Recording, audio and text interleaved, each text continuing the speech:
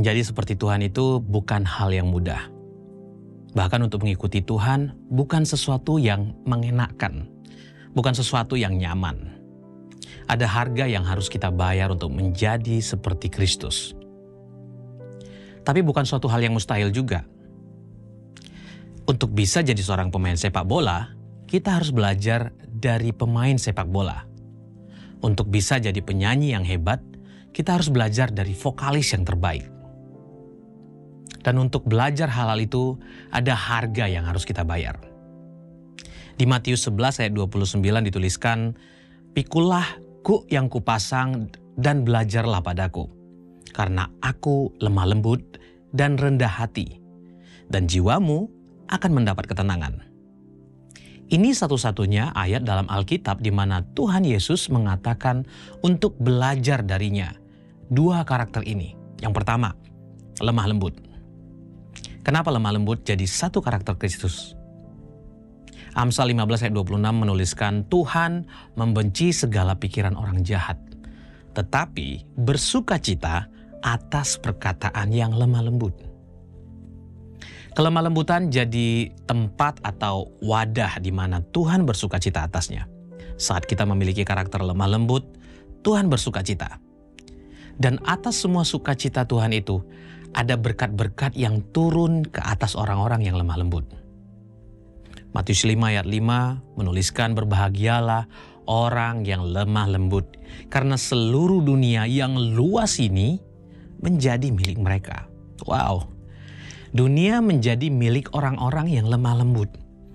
Dunia di sini dimiliki bukan berarti kepemilikan ya, tapi bagi orang-orang yang lemah lembut, kemanapun mereka melangkah, dunia akan menerima dan menghargai orang-orang yang lemah lembut. Karakter Kristus yang kedua yang harus kita miliki agar menjadi seperti Kristus adalah rendah hati. Amsal 15 ayat 33 dituliskan, "Takut akan Tuhan adalah dasar pendidikan yang baik. Kehormatan didahului oleh kerendahan hati."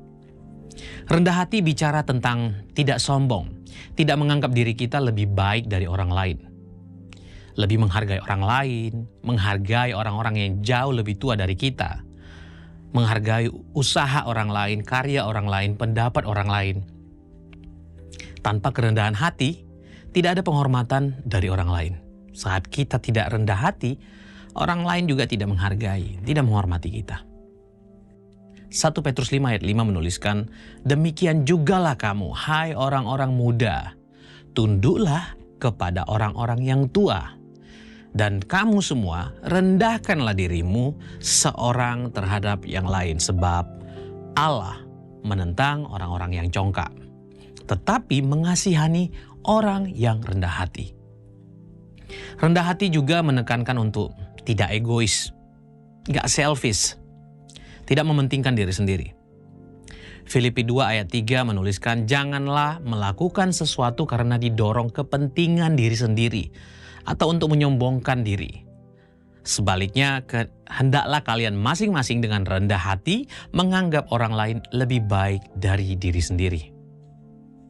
Untuk menjadi seperti Kristus cukup sederhana, tapi juga ada harga yang harus dibayar. Tapi satu hal yang harus kita pahami, bahwa kita tidak bisa hidup tanpa Tuhan. Allah menciptakan ikan untuk tinggal terkoneksi di dalam air. Pohon diciptakan untuk hidup dan terkoneksi dengan tanah.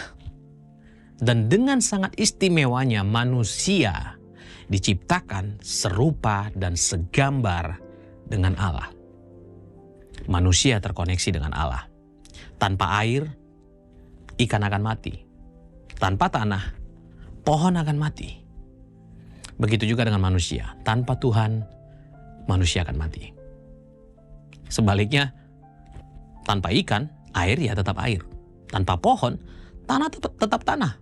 Tanpa manusia pun, Allah tetap Allah. Jadi manusia butuh Allah. Tanpa Tuhan, manusia mati. Itu kenapa kita harus hidup menjadi seperti Kristus.